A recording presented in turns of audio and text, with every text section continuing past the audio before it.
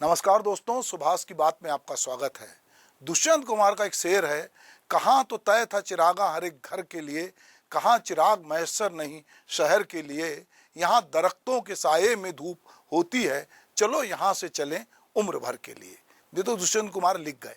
पर यदि हम चुनाव के समय जो पार्टियां हैं उनका घोषणा पत्र पढ़ते हैं या हम जो सरकारें हैं वो जब अपनी उपलब्धियां गिनाते हैं तो हमको लगता है कि दुष्यंत कुमार को क्या जरूरत थी इस तरह का शेर लिखने की।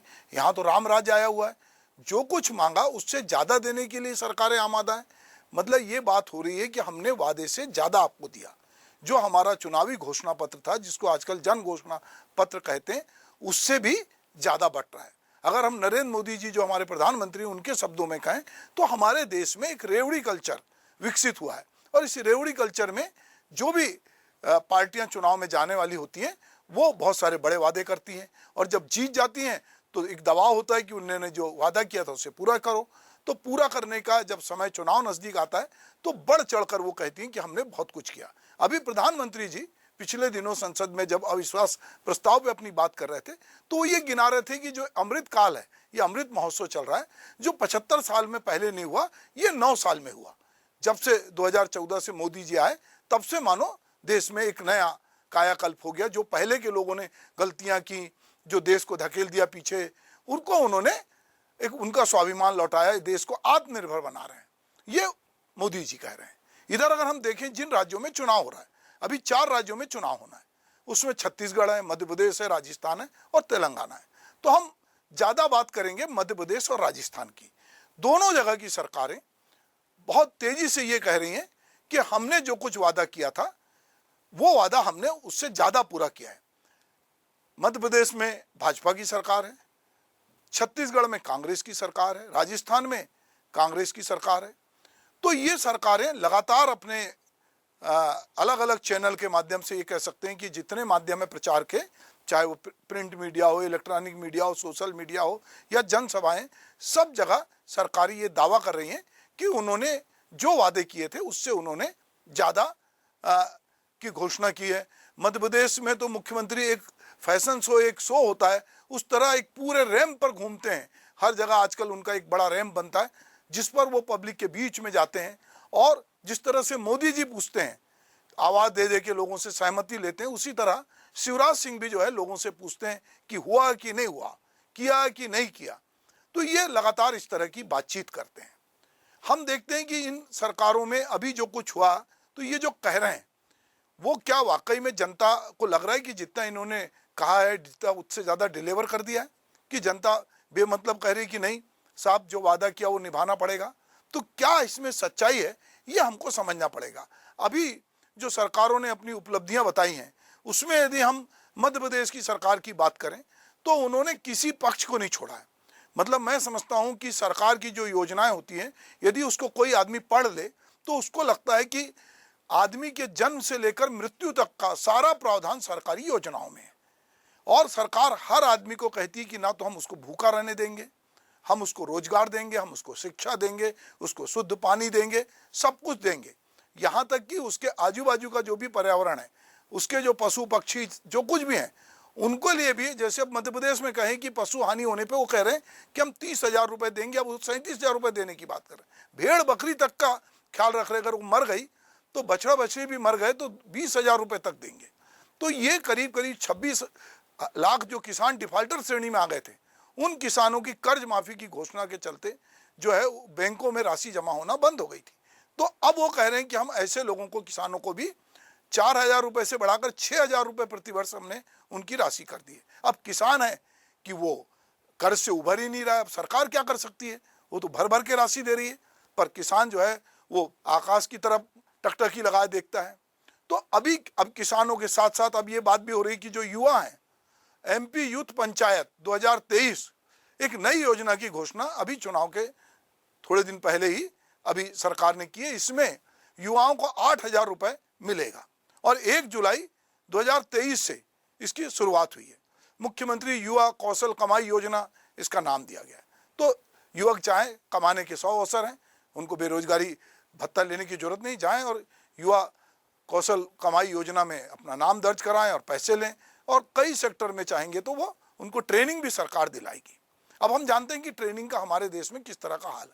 सीखो कमाओ योजना के तहत जो 12वीं पास युवा हैं उनको 8,000 रुपये महीना, ITI जो युवाओं ने किया उनको 8,500 रुपये महीना, डिप्लोमाधारियों को 9,000 रुपये और उससे अधिक जो उन्होंने शिक्षा प्राप्त की उनको 10,000 रुपये महीना स्टाइपेंड दिया जाएगा।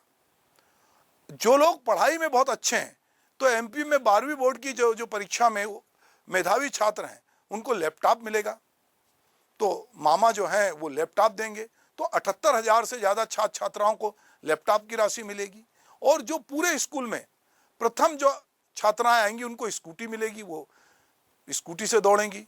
और एक योजना जो वहाँ सबसे लोकप्रिय है वो लाडली बहना योजना है, उसके तहत 1.25 करोड़ महिलाओं को 1,000 रुपये दिए जा रहे हैं। 1 जुलाई से 2023 से जो लोग सरकारी लोग हैं अगर वो 35 वर्ष की आयु पूरी करते हैं तो उनको जो है चतुर्थ वेतनमान के समान वेतनमान मिलेगा।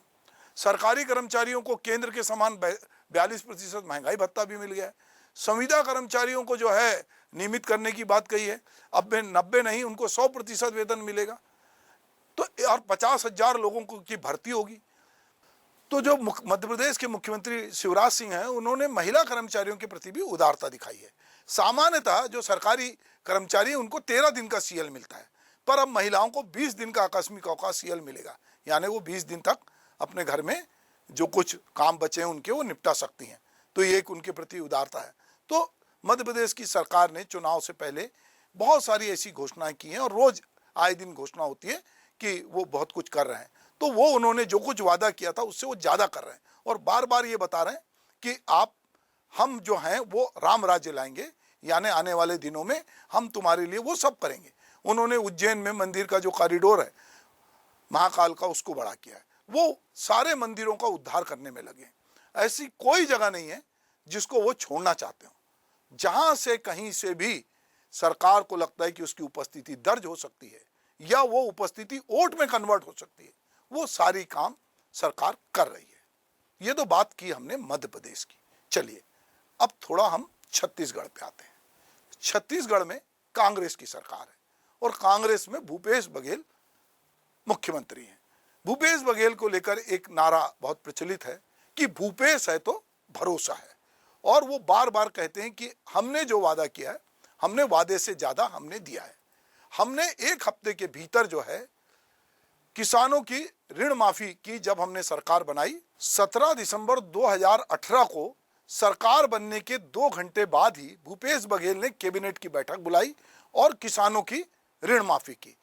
किसानों की जो ऋण माफ़ी थी उसमें 17,82,000 किसानों की ऋण माफ़ी की गई और उनको 9,270 करोड़ रुपए का उनका कर्ज माफ़ किया गया।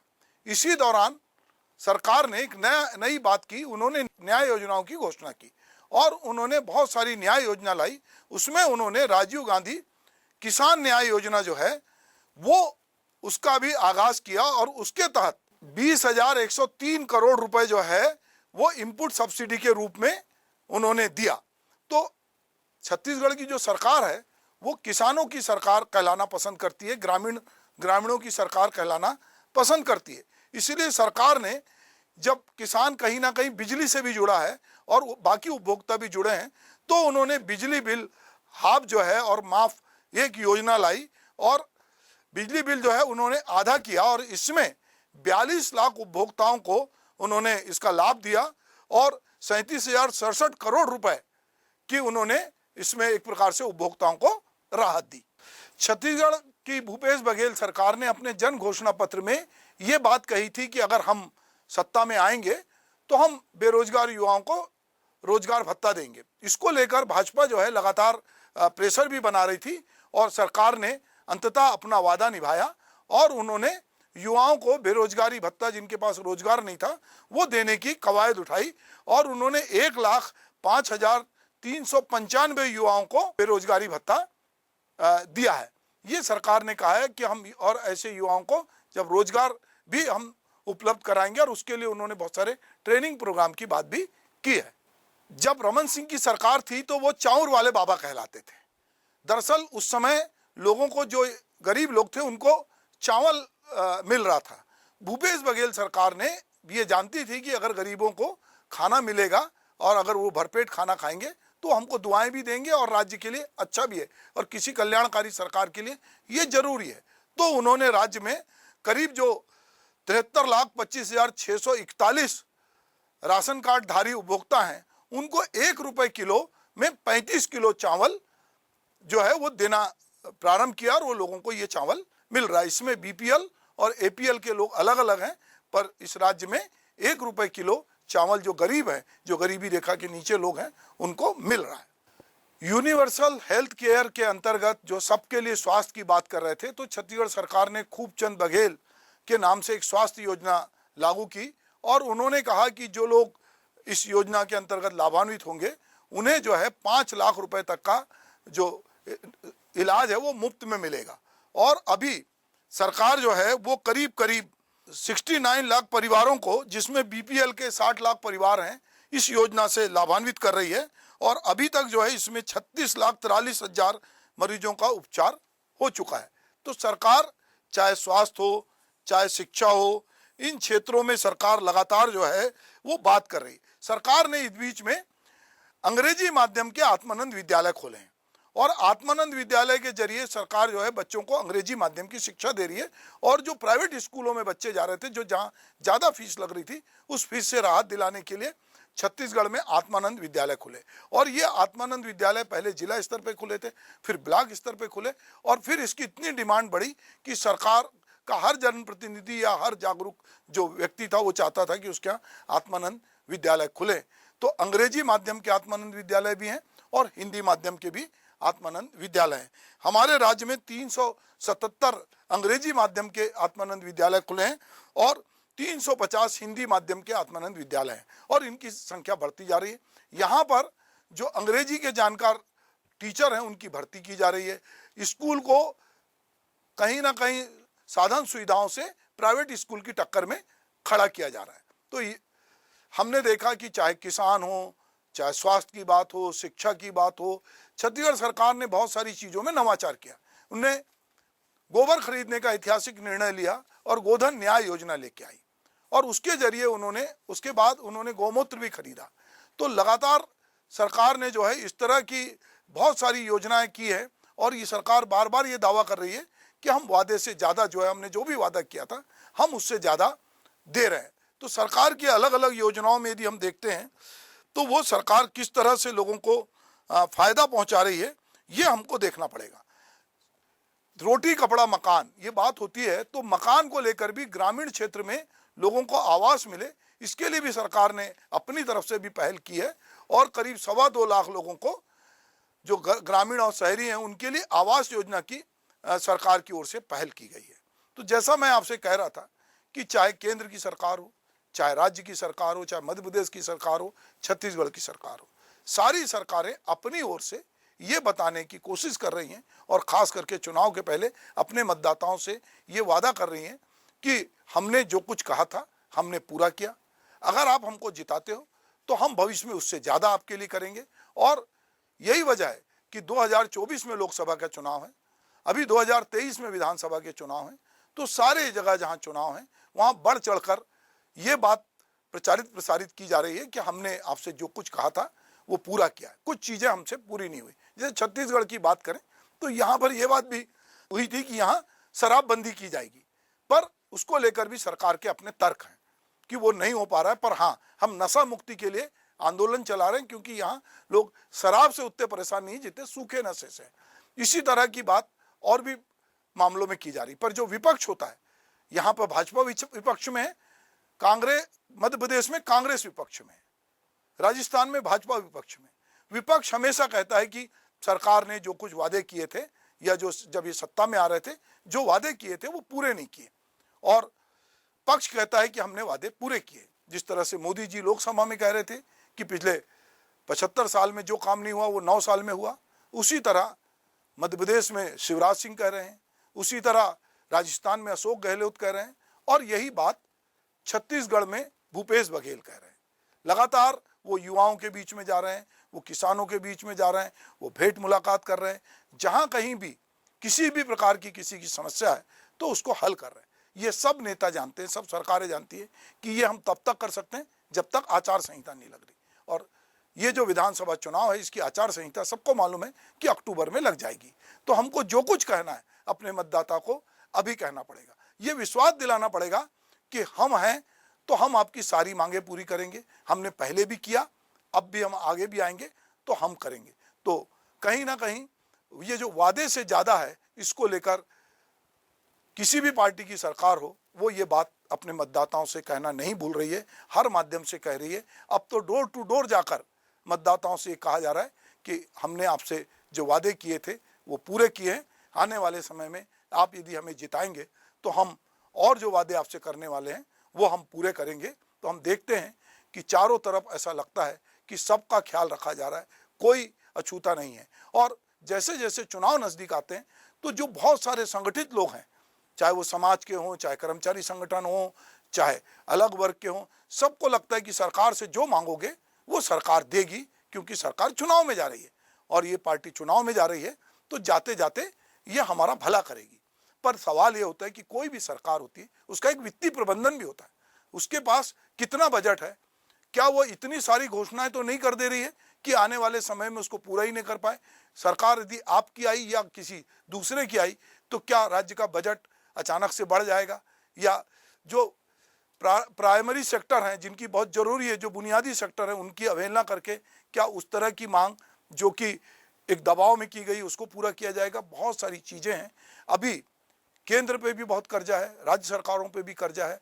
तो ये सारे कर्जे ले लेकर क्या हम, एक मतदाता है जो उसकी मांग है, जायज़ मांग तो पूरी करनी होगी, पर क्या वाकई में सरकारें किसी भी तरह से रेवड़ी कल्चर को प्रमोट कर रही हैं? प्रधानमंत्री कहने को ये बात कहते हैं, पर वहाँ जहाँ कहीं भी उनकी सरकारें हैं उनके मुख्यमंत्री लगातार एक से एक घोषणाएं कर रहे हैं। बजट का क्या हाल होगा वो नहीं मालूम, पर सब ये जरूर कह रहे हैं कि हमने वादे से ज़्यादा दिया और आप हमको मौका दो, हम आपको और ज़्यादा देंगे। पब्लिक कह रही है थोड़ा है, थोड़े की ज़रूरत है, ज़िंदगी फिर भी यहाँ खूबसूरत है।